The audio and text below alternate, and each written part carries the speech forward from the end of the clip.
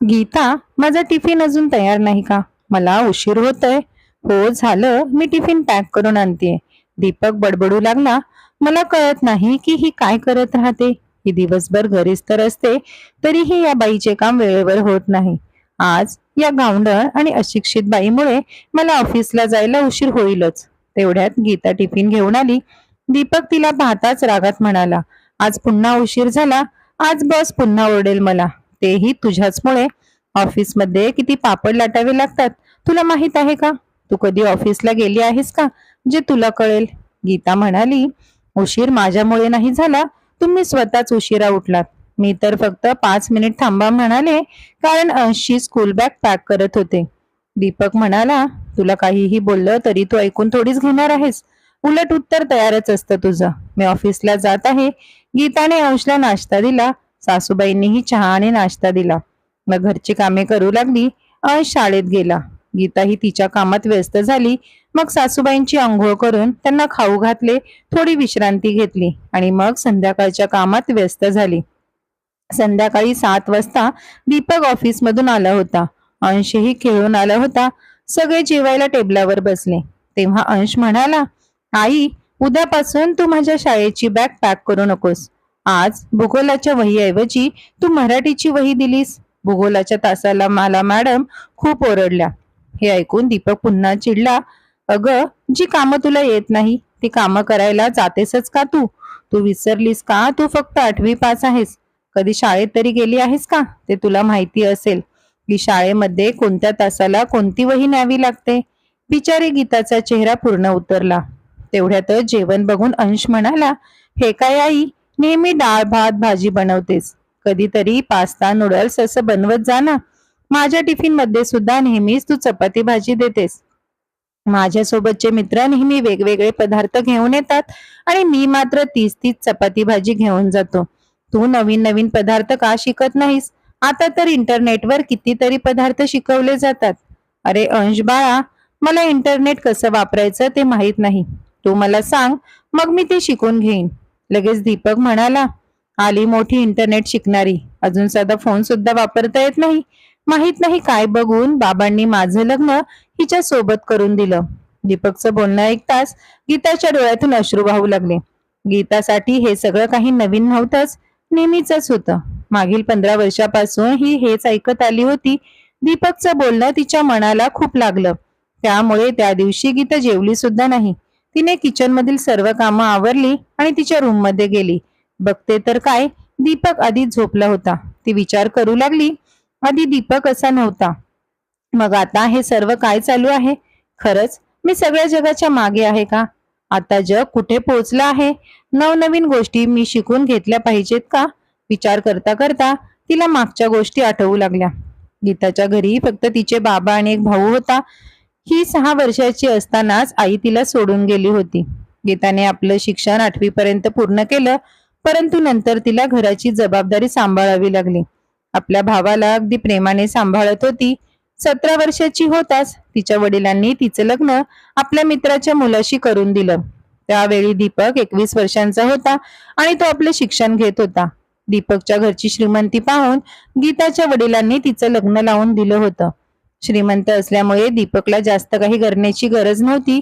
लग्न झाल्यानंतर गीता आपल्या सासू सासऱ्यांसोबत गावी राहत होती आणि दीपक मात्र शिक्षण पूर्ण करण्यासाठी शहरात राहत होता. त्याला जेव्हा सुट्टी असायची तेव्हा दीपक गावी यायचा आणि त्यावेळेस गीतावर खूप प्रेम करायचा. तिच्यासाठी शहरातून साडी, ड्रेस, कधी कधी मेकअपचं सामान सुद्धा घेऊन येत होता.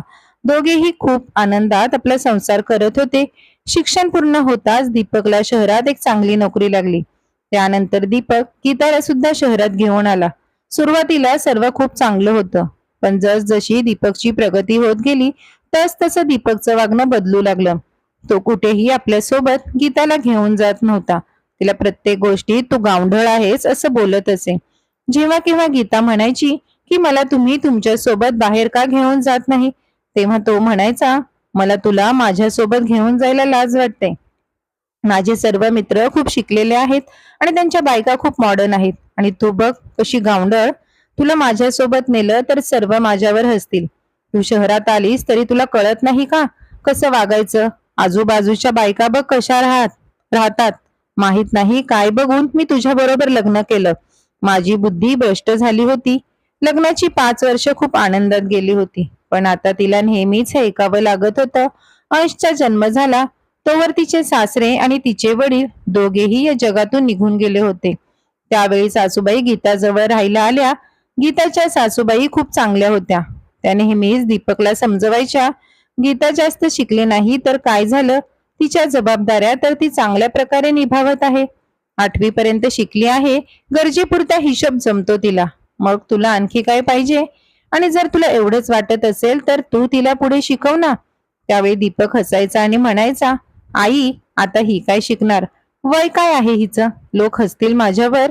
त्यावेळी माहित नाही काय झालं होतं आणि मी बाबांचं ऐकून हिच्याशी लग्न केले. गीताला आता या सर्व गोष्टींची सवय झाली होती, पण आता मात्र तिला आणखी वाईट वाटू लागलं होतं, कारण की तिचा मुलगा सुद्धा तिला तसंच बोलत होता जसे त्याचे बाबा आपल्या आईला बोलतात. तिला खूप वाईट वाटायचं की तिचा मुलगा तिच्या सोबत चांगलं वर्तन करत नाही. तिच्या कमी तिला प्रत्येक वेळी दाखवून देतो. त्याच्या शाळेच्या मीटिंगला सुद्धा तो आपल्या आईला घेऊन जात नसे. आपल्या मित्रांच्या आईसोबत ओळख करून देत नसायचा. त्याला आपल्या गावढळ आईची लाज वाटायची. या गोष्टीचं गीताला खूप वाईट वाटत असे. 2 वर्षापूर्वीच गीताच्या सासूबाईंना पॅरालिसिसचा अटॅक आल्यामुळे त्या अंथरुणावर पडून होत्या. त्यांची सर्व कामं गीता एकटी करत होती. घरात भांड्यासाठी आणि झाडू पोछा करण्यासाठी बाई होती. बाकी सर्व घरातील कामे करण्यात तिचा पूर्ण वेळ निघून जात होता. तरी सुद्धा दीपक तिला म्हणायचा की तू दिवसभर घरात काय काम करतेस, नुसती बसून तर असतेस ना. हे सर्व विचार करता करता गीताला कधी झोप लागली तिला कळालंच नाही. सकाळ होताच गीता पुन्हा आपल्या दिनचर्येला लागली. गीताचे दिवस टोमणे ऐकत ऐकत पुढे चालले होते. तेवढ्यातच एक दिवस अचानक सासूबाईंची तब्येत जास्तच खालवली आणि सासूबाई सुद्धा तिला एकटीला सोडून निघून गेल्या. आता ती घरात एकटीच पडली होती. अंश सकाळी उठून शाळेत जात होता, दीपक ऑफिसला, त्यामुळे तिच्याकडे खूप वेळ शिल्लक राहत होता. आता रिकाम्या वेळेत काय करायचं? तिची एक खास मैत्रीण होती, मीना. पण दीपकला ती गीताची मैत्रीण आवडत नव्हती, कारण तिचा नवरा रस्त्यावर भाजी विकायचा. दीपकला गीताचं तिच्या सोबत उठणं बसणं आवडत नव्हतं, पण गीताला मात्र मीना मैत्रीण म्हणून खूप आवडत होती. तिचं सर्व सुखदुःख ती मीनाला सांगत होती. जेव्हाही गीताला उदास वाटायचं तेव्हा गीता मीनाला फोन करून आपलं मन हलकं करायची. त्या दिवशी सुद्धा मीनाने गीताला सांगितलं की तू जेवण चविष्ट बनवतेस, मग तू टिफिन सर्व्हिस का चालू करत नाहीस. गीताला हे ऐकून थोडं बरं वाटलं. संध्याकाळी दीपक येताच गीताने मीनाने सांगितलेली गोष्ट सांगितली. तेव्हा दीपकने सरळ सरळ नकार दिला.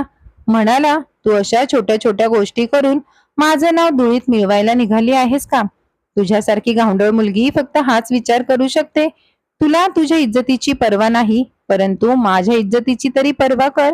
दीपकचं बोलणं ऐकताच गीता विचार करू लागली की आता मी काय करू. घरातील 4 भिंती, टीव्ही आणि रोजरोजची तीच दिनचर्या. तिला या सर्व गोष्टींचा कंटाळा आला होता. रविवारी सकाळी दीपक आणि अंश नाश्ता करत होते. गीता सुद्धा त्यांच्या सोबतच टेबलावर बसली होती. तेव्हा अंश म्हणाला, बाबा, माझ्या शाळेमध्ये उद्या वार्षिक स्नेहसंमेलन आहे, तुम्ही याल ना? दीपक म्हणाला, हो मी नक्की येईन. गीता म्हणाली, हो अंश, मी सुद्धा येईल. अंश पटकन म्हणाला, नाही आई, तू नको येऊस. तू येतेस तेव्हा तुझं बोलणं ऐकून माझे मित्र माझी मस्करी करतात. तिथे सगळ्यांच्याच आई इंग्लिशमध्ये बोलतात, खूप सुंदर सुंदर ड्रेस घालून येतात, आणि तू एक साधी साडी घालून येतेस आणि इंग्लिश सुद्धा बोलत नाहीस. दीपक म्हणाला, गीता, मी जाईन त्याच्या शाळेत, तू येण्याची गरज नाही. गीता म्हणाली, मी तर येणारच. समजलं ना अंश, मी तुझी आई आहे आणि मला सोबत घेऊन जायला तुला लाज वाटली नाही पाहिजे. अंशने रागातच आपल्या समोर असलेली नाश्त्याची प्लेट पुढे सरकवली आणि म्हणाला, तू यायचं नाहीस, तू गावंढळ सारखी वागतेस, ते मला आवडत नाही, आणि उठून रूम मध्ये निघून गेला. दीपक म्हणाला, केलासच ना आमचा रविवार खराब. तुझ्यासारख्या अशिक्षित गावंढळ बाईला दुसरं काय येऊ शकतं. गीता रागातच ओरडली, गावंढळ गावंढळ काय चाललंय तुमचं? सारखं गावंढळ गावंढळ हे शब्द ऐकून मी कंटाळली आहे. जर तुम्हा दोघांना मी आवडतच नसेल तर मी तुम्हा दोघांसोबत का राहू? मला नाही राहायचं या घरात. मी हे घर कायमचं सोडून जात आहे. एवढं बोलून गीता घरातून निघून गेली. दीपकने सुद्धा तिला अडवलं नाही. थोडं चालल्यानंतर गीता एका गार्डन मध्ये जाऊन बसली. तिथे बसताच तिला खूप रडू आले. ती विचार करू लागली, आता मी कुठे जाऊ? माझा दादा आहे, पण तो बिचारा त्याचं घर खूपच मुश्किलीने चालवत आहे. मी त्याच्यावर ओझ नाही बनू शकत. असंच विचार करता करता 1 तास निघून गेला. 1 तासानंतर गीता उठून आपल्या घरी आली. दारातून डोकावून पाहिलं तर दीपक आणि अंशचं बोलणं ऐकू आलं. अंश म्हणत होता, बाबा, मला खूप भूक लागली आहे. आई जेवण सुद्धा बनवून गेली नाही. माहित नाही कुठे गेली. तुम्ही पिझ्झा ऑर्डर करा ना. दीपक म्हणाला, हा थांब, मी ऑर्डर करतो. कुठे जाणार ती? गेली असेल आपल्या त्या गरीब मैत्रीण मीनाकडे. माहेरी तर जाऊ शकत नाही. येईल स्वतःच, जेव्हा तिची अक्कल ठिकाण्यावर येईल. त्या दोघांचं बोलणं ऐकून गीताचं मन अजूनच दुःखी झालं. तिची घरात जाण्याची इच्छाच होत नव्हती. ती परत गार्डन मध्ये जाऊन बसली. ती विचार करू लागली की या दोघांना तर मी असले काय आणि नसले काय काही फरकच पडत नाही. ती खूप वेळ तिथेच बसून राहिली. परंतु जसा अंधार पडू लागला तेव्हा ती विचार करू लागली की आता कुठे जायचं. पुन्हा उठून घरी येऊ लागली की तेवढ्यातच एक कार येऊन तिच्या जवळ थांबली. कार मधून एक ड्रायव्हर उतरला आणि म्हणाला, मॅडम, मी जवळच्या शहरातून आलो आहे. माझ्या साहेबांची तब्येत अचानक बिघडली आहे. इथे आसपास जवळ कोणतं हॉस्पिटल असेल तर सांगा. गीता त्याला रस्ता सांगू लागली तेव्हा ड्रायव्हर म्हणाला, तुम्ही आम्हाला हॉस्पिटल पर्यंत घेऊन गेलात तर बरं होईल. मी तुम्हाला परत सोडायला येईल. गीता लगेचच कारमध्ये बसली. कारमध्ये बसताच तिने बघितलं एक छोटी 5 वर्षाची मुलगी गाडीमध्ये रडत होती आणि एक म्हातारा माणूस वेदनेने विवळत होता. गीताने लगेचच त्या 5 वर्षाच्या मुलीला आपल्या मांडीवर बसवलं आणि तिला शांत करू लागली. गीताने ड्रायव्हरला हॉस्पिटलचा रस्ता दाखवला. हॉस्पिटलमध्ये पोहोचताच त्या म्हाताऱ्या साहेबांवर उपचार सुरू झाले. 5 तास त्यांना हॉस्पिटलमध्ये भरती ठेवलं. तोपर्यंत गीताने त्या छोट्या मुलीला सांभाळलं. जेव्हा ते साहेब थोडे बरे झाले तेव्हा ते गीताला म्हणाले, धन्यवाद मुली, तू माझ्या नातीला सांभाळलं. मी तुझे हे उपकार कधीही विसरणार नाही. तुझी काही हरकत नसेल तर तू माझ्या घरी काम करशील का? माझ्या नातीला सांभाळशील का? मी तुला दर महिन्याला पगार सुद्धा देईल. हे ऐकताच गीता विचारात पडली. ती विचार करू लागली, घरी जाऊन काय करणार? त्या लोकांना तर माझी कदरच नाही. दोघं पण मजेत राहत असतील. त्यामुळे गीताने त्या साहेबांना होकार दिला आणि त्यांच्या सोबत त्यांच्या घरी आली. घरामध्ये ते साहेब, त्यांची पत्नी आणि त्यांची छोटी नात आणि एक नोकर एवढेच लोक राहत होते. घर खूप मोठं होतं. त्या साहेबांच्या साडीचा कारखाना होता. त्यांच्या मुलाचा आणि सुनेचा एका अपघातात मृत्यू झाला होता. त्यांच्या मुलीला सांभाळण्यासाठी साहेबांनी गीताला आणले होते आणि त्यामुळे गीताला राहण्यासाठी घर आणि पगार सुद्धा मिळत होता. ती पूर्ण मनाने त्या लहान मुलीची आणि साहेबांच्या बायकोची, सुमनताईंची सेवा करत होती. साहेब आणि सुमनताई दोघेही गीताच्या कामावरती खूप खुश होते. गीताने घर सुद्धा खूप चांगल्या प्रकारे सांभाळलं होतं. गीताला दरमहा 30,000 रुपये साहेब देत होते. परंतु तिला काही खर्च नसल्यामुळे ती त्या पैशांचं काय करणार? म्हणून 1.5 महिन्यानंतर ती साहेबांना म्हणाली, साहेब, मला एक बिझनेस करायचा आहे. मी जेवण चांगलं बनवते. त्यामुळे माझ्या मैत्रिणीने मला सांगितलं होतं की तू जेवणामध्ये काहीतरी कर. म्हणून मी विचार करत आहे की टिफिन सर्व्हिस चालू करू का? माझी मैत्रीण त्यामध्ये माझी मदत करेल. आम्ही दोघे मिळून टिफिन सर्व्हिस सुरू करायचा विचार करत होतो. साहेब खूप चांगले होते. गीताने त्यांना आपला भूतकाळ सांगितला. त्यामुळे त्यांनी गीताला लगेचच टिफिन सर्व्हिस चालू करण्यासाठी होकार दिला. ते म्हणाले, आपल्या घरात खूप जागा आहे. घराच्या मागच्या भागात तू तुझं काम चालू करू शकतेस. मी तुला त्या कामात नक्कीच मदत करेल. गीतानेही लगेचच मीनाला सुद्धा बोलावून घेतलं आणि 2 आणखी महिला कामाला लावल्या. गीता साहेबांचं घर पण सांभाळत होती, त्यांच्या नातीला सुद्धा सांभाळत होती आणि वर टिफिन सर्व्हिस पण. इकडे दीपकने गीता हरवल्याची तक्रार पोलीस ठाण्यामध्ये केली. परंतु गीताचा कुठेच काही पत्ता लागला नाही. 3 महिने निघून गेले होते. या 3 महिन्यात दीपकची अवस्था खूप वाईट झाली होती. तो घर बघणार की अंश की ऑफिस, कपडेपासून ते किचन पर्यंत कोणतीही वस्तू जागेवर मिळत नव्हती. सगळं कामवाल्या बाईच्या भरोसे होतं. जेवण सुद्धा वेळेवर मिळत नव्हतं. अंशला सुद्धा आईची आठवण येत होती. कसं सकाळी हातात नाश्ता, टिफिन, बॉटल, बॅग सर्व काही मिळत होतं. आता सगळं उलट पुलट झालं होतं. दुसरीकडे गीताचं काम जोरात चालू होतं. तिच्या हातचं जेवण सगळ्यांना आवडत होतं. मीनाने तिला इंटरनेट सुद्धा वापरायला शिकवलं होतं. युट्यूबवर बघून ती नवीन नवीन पदार्थ शिकली होती. तिच्या हातात पहिल्यापासूनच जादू होती. तिच्या जेवणाचा स्वाद लोकांच्या जिभेवरती राहत होता. साहेबांच्या कॉन्टॅक्टमुळे तिला अजून काम जास्त वाढू लागलं होतं. एक दिवस दीपकच्या मित्राने त्याला सांगितलं की त्याने गीताला एका पार्टीमध्ये बघितलं होतं. त्यांनी तिला आवाज सुद्धा दिला, परंतु ती थांबली नाही. मग त्याने ज्यांच्या घरी पार्टी होती त्यांना फोन करून गीताचा पत्ता विचारला. त्यांनी तो पत्ता दीपकला दिला. दीपक आणि अंश दोघेही त्या पत्त्यावरती पोहोचले. दोघेही घर बघून हैराण झाले. गीता इथे काय करते? नोकराने त्या दोघांना बसायला सांगितलं. थोड्या वेळात गीता तिथे आली. आज गीता ती गीता नव्हती, तर बदललेली होती. ती खूप सुंदर दिसत होती. फॅशनेबल साडी, गळ्यामध्ये माळ, कानामध्ये मॅचिंग कानातले, मोकळे सोडलेले केस. तिला समोर बघताच दीपक म्हणाला, कुठे निघून गेली होतीस तू? मी आणि अंशने तुला केवढं शोधलं, आणि तू इथे काय करत आहेस? तुला आमचा एकदा सुद्धा विचार आला नाही का? गीता म्हणाली, एवढी वर्ष मी तुमच्याबद्दलच विचार करत होती. तुम्ही कधी माझ्याबद्दल विचार केलात का? मी तर तुम्हाला आणि तुमच्या त्या मुलाला घावंडळ वाटत होती. तुम्हा दोघांना तर लाज वाटत होती ना माझी. चल आता घरी. आणि तू इथे करत तरी काय आहेस? गीता म्हणाली, मी इथे काम करते आणि चांगले पैसे कमावत आहे. काही दिवसातच मी माझी ओळख बनवली आहे. माहित आहे कसं, जे काम तुम्हाला माझ्या लायकीचं वाटत नव्हतं ना, त्यानेच. तेवढ्यात साहेब सुद्धा आले. गीता म्हणाली, हेच साहेब आहेत ज्यांनी मला हे काम करण्यास मदत केली आणि आपल्या घरी राहण्यास जागा दिली. त्या घरात माझं काय काम होतं? राहा तुम्ही दोघं आरामात तिथे. दीपक हात जोडून म्हणाला, गीता मला माफ कर. मी तुला प्रत्येक वेळी गावंडळ म्हणालो, तुझी कदर केली नाही. तू गेल्यानंतर मला समजलं की स्त्रीपासूनच घर असतं. ती शिकलेली सवरलेली असो या नसो, पण तीच घराला सांभाळते. मला आता सगळं समजलं आहे. प्लीज तू आपल्या घरी चल. अंश म्हणाला, आई मला माफ कर. मी तुला चुकीचं म्हणालो. तू खरंच खूप चांगली आहेस. तुझ्याशिवाय आम्ही काहीच नाही. तू किती काही करत होतीस माझ्यासाठी, बाबांसाठी, परंतु आम्ही तुला समजू शकलो नाही. आई चल ना आपल्या घरी जाऊया. साहेब दीपकला म्हणाले, तू तुझ्या बायकोच्या टॅलेंटची कदर केली नाहीस. ती खूप चांगलं जेवण बनवते. तुला माहित नाही आज तिला किती ऑर्डर मिळतात. महिलांचा सन्मान कर आणि तिला प्रेम कर. कोणतंही काम छोटं नसतं. आज तुझ्या बायकोचं खूप नाव आहे. तिला बरीच लोक ओळखतात माहित आहे. मोठमोठ्या लोकांच्या घरी तिच्या हातचं जेवण जातं. एक स्त्रीच घराला स्वर्ग बनवते. जर तिच्यात कोणती कमी असेल तर तिला सांगू नका. उलट तुम्ही तिला शिकवा. तिला अपमानित करू नका.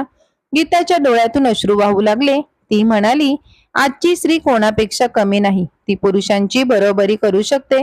पण तुम्ही समजून घेतलं नाही. तिचं बोलणं, तिचे कपडे घालण्याची पद्धत, तिचं राहणं, तिचं वागणं, यावरूनच तुम्ही तिला ओळखू शकत नाही. दीपक आणि अंशने खूप वेळा माफी मागितल्यानंतर गीताने त्यांना माफ केलं. परंतु 2 वर्षात तिने आपली स्वतःची एक वेगळीच ओळख बनवली होती. आता अंश आणि दीपक तिला आपल्या सोबत बाहेर घेऊन जायचं होतं, मिरवायचं होतं. परंतु आता गीताला त्यांच्या सोबत जायची इच्छा नव्हती. त्या दोघांना आपल्या चुकीची जाणीव झाली होती. गीता आजही साहेबांचे आणि देवाचे खूप आभार मानते. त्या दोघांनी तिला एक नवीन ओळख दिली. गीता टिफिन सर्व्हिस हे ब्रँड खूप फेमस झालं आणि शहरात ठिकठिकाणी त्याच्या शाखा सुद्धा सुरू झाल्या. हे सगळं गीताची जिद्द, चिकाटी आणि मेहनत यामुळेच शक्य झालं. तर मित्र आणि मैत्रिणींनो, या गोष्टीतून आपल्याला असा बोध मिळतो की माणसाने स्वतःचा स्वाभिमान कमी होऊ द्यायचा नाही, नाहीतर लोक त्याचा गैरफायदा घेतात. जिद्द, चिकाटी आणि मेहनतीने माणूस खूप काही गोष्टी कमावू शकतो. त्यासाठी प्रत्येक स्त्रीने स्वतःवर विश्वास दाखवायला हवा. मित्र आणि मैत्रिणींनो, तुम्हाला ही कथा कशी वाटली ते आम्हाला कमेंट बॉक्समध्ये कमेंट करून नक्की सांगा. कथा आवडल्यास कथेला लाईक, शेअर आणि चॅनलला सबस्क्राईब करायला विसरू नका. पुन्हा भेटू अशाच नवनव्या गोष्टींसोबत. धन्यवाद.